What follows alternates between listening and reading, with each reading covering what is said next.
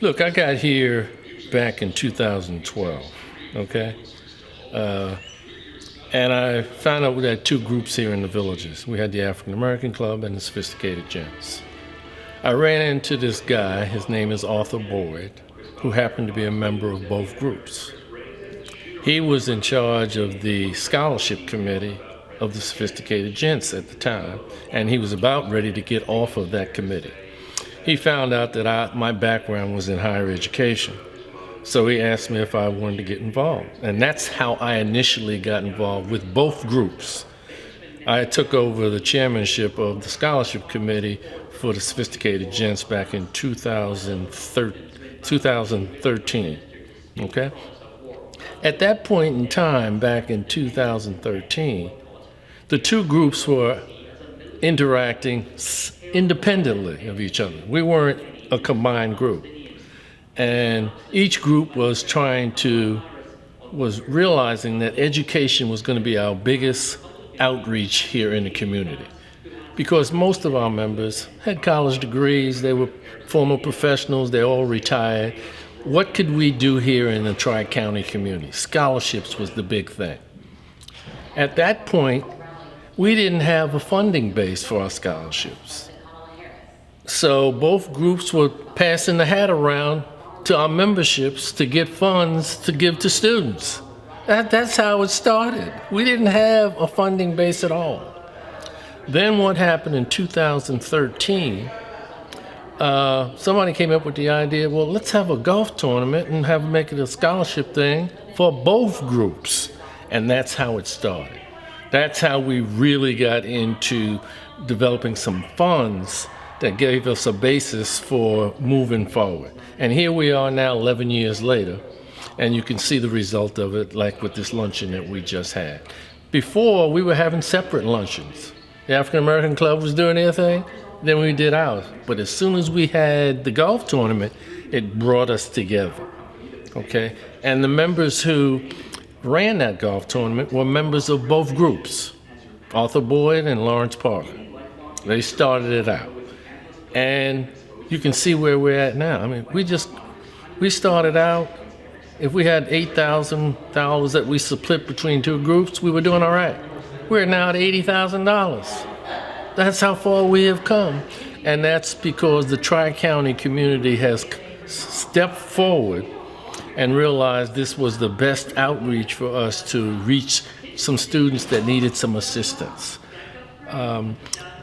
Now we've changed going forward. Initially, we were giving out scholarships basically for 1 year.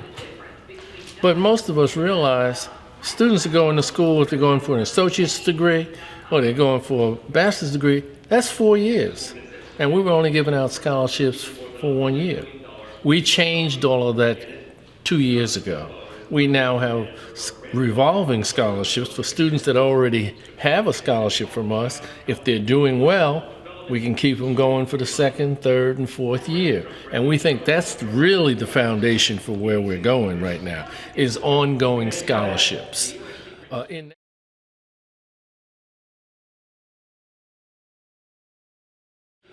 that regard, I'm currently in the process of developing a freshman orientation program for our students. The students that we recognize that we're going to give scholarships to, we're going to bring them together, sit them down, and tell them the ins and outs of being a freshman, whether you're going for an associate's degree or a 4-year degree. These are the things you need to do when you get on, before you even get to campus.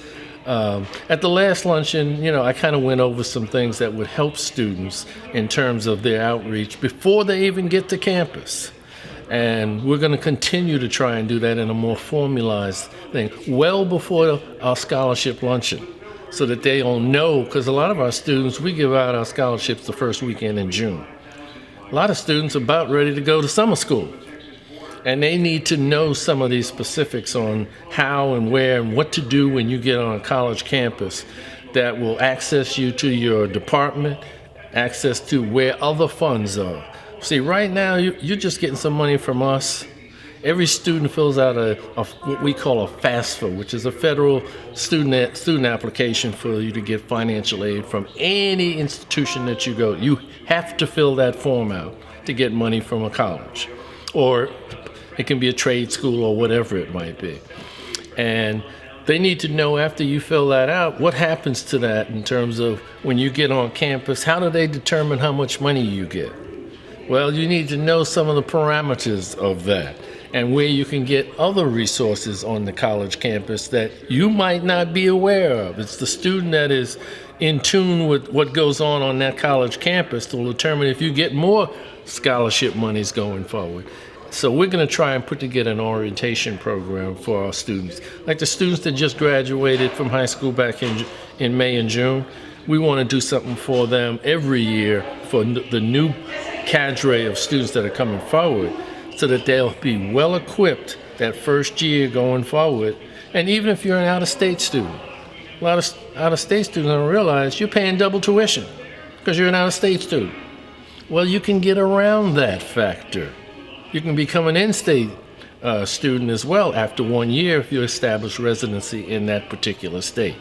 And you need to know how to go about doing that so that you'll have access to more dollars, scholarship monies that are available to you. So we've come a long way, and we like where we're going right now in terms of the direction we're going. Our folks have come forward.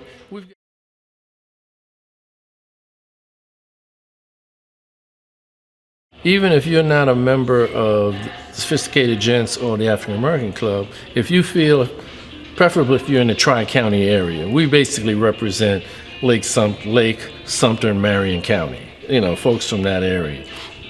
Now the African American Club just deals with folks that live in the villages. The Sophisticated Gents, we're pretty much a little bit more global-wide in terms of the counties, Leesburg, Ocala, and the surrounding areas. But you can get involved. You can get on our committees, on the scholarship committee. The other way is to get out here and do some fundraising. Everybody has some service being provided at your home.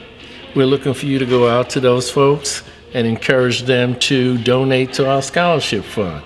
That has been a biggie for us in trying to get some of the local contractors that do work with us and trying to bring them in. Like the medical field, everybody in the villages has a medical doctor of some type. That's just the way we are with retired communities, and we want to bring them in. A large part of our donations have come from the medical field. These doctors who are working in consort with other facilities around here have brought in a lot of scholarship dollars, and they come to our luncheon as well, and they come to our regular events on a regular basis.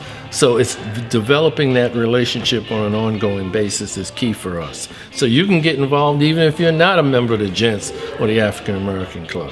The parents around here who work in the surrounding area, they can get involved to assist us in terms of outreach because you know people. The key thing is knowing other people that might be able to donate for us.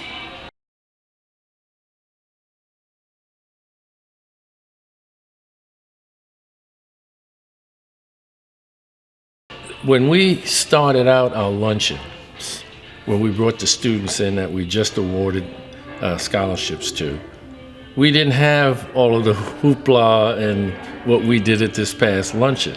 So when the students came out like that, that's something new for us. It's almost like a grand on the red carpet, so to speak, to let the students know how much we think about them and giving them their forum more than anything else. Initially, we did not do that, so that has been a new scenario for us, is to highlight the students a lot more than what we did in the past, and giving them a couple of minutes to speak in terms of receiving their scholarship. That's an ongoing thing that we will always continue to do. We like to hear the students. Another thing that we're trying to do is to bring some students back that have already gone through this, who have now graduated, to hear some of their success stories in terms of what benefits they got from receiving a scholarship from one of the two groups as well. So we'll continue to do that moving forward too.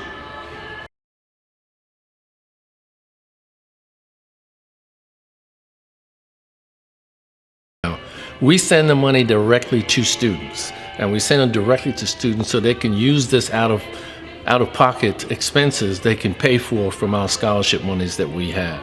Most of the scholarships that the students receive from the school are coming directly from the school after they get there.